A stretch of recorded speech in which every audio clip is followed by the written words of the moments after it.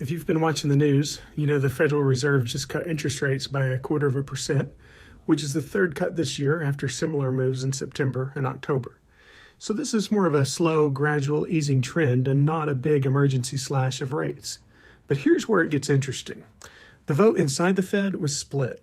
One member wanted a bigger 0.5% cut, and two members did not want any cut at all.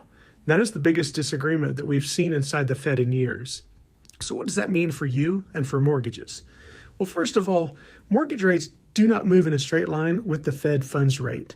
They follow what investors expect for inflation and the broader economy, not just what the Fed does at the meeting. Because this cut was widely expected, a lot of it was already priced into the bond market. That means that mortgage rates may not drop overnight just because the Fed moved by 0.25 point. In fact, they may not move at all.